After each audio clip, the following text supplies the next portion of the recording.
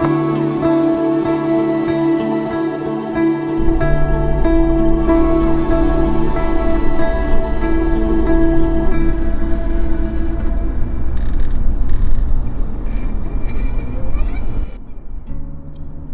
remember this one time I was in the car with my dad, a very, very long time ago, by the way. I don't remember my age, but I know that by then it had been already a while since I seen him. I remember the car ride being so uncomfortable, which is weird because I'm supposed to be comfortable, right? But it felt like I was getting a ride from a stranger, someone I never really met before. I remember him talking to me, asking me how school was and how life was, but the whole time all I could think about was, where were you this whole time? So every answer I gave him was generic. Things been good, but things hadn't been good. There were so many things I wanted to tell you, so many questions I wanted to ask. I wanted to tell you about how I was hurting, what was confusing, what was struggling to figure out on my own. I wanted your advice. I wanted your perspective. I wanted to know what you would say when life got hard. But instead I sat there in silence, answering like you were a stranger. Maybe that's because in some ways you are. I didn't need a car ride. I needed a father.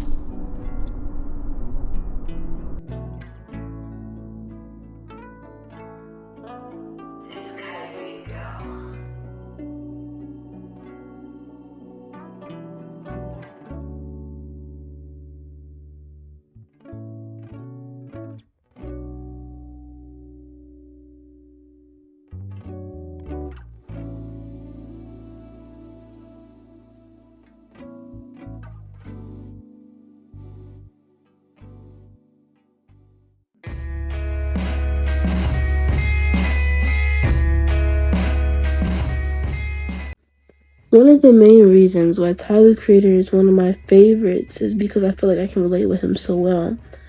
And the song Answer stood out the most to me. So basically in this song, Tyler's just talking about his dad, obviously. But it isn't just about him being angry and cussing him out the whole song, no. It's him just talking about if his dad were to call, he'd hope his dad would pick up his phone because he'd like to talk to him. Hence the line, I hope you answer. And the reason I chose to speak on this song is because I think this is how a lot of girls in a situation where their father is not present is how they exactly feel. Not completely angry, just wanting a conversation, a reason why, the answer to the confusion all their lives. I think one of the hardest things about growing up without a father is that eventually you start blaming yourself. You wonder if you weren't interesting enough, smart enough, important enough.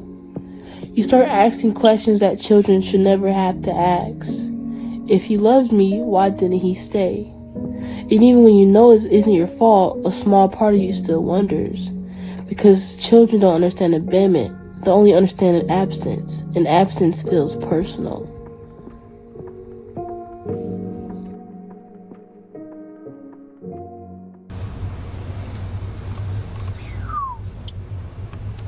What happens when you sell the concert? No parking.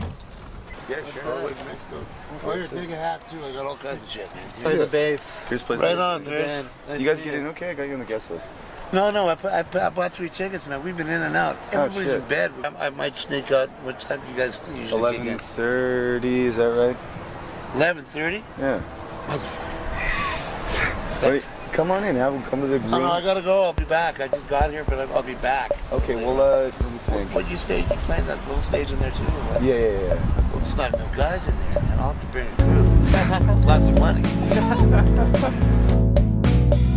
So the reason why I added in the clip of Mac DeMarco beating his dad is because I want to emphasize on the part when he sees him and when he talks to him from the car. So when he sees him, he says, "Come on in," and his dad responds, "No, I'll be back." It's such a small interaction, a sentence most people probably wouldn't even think twice about. But when I heard it, it hurt me, because I think a lot of daughters know what it's like to hear "I'll be back."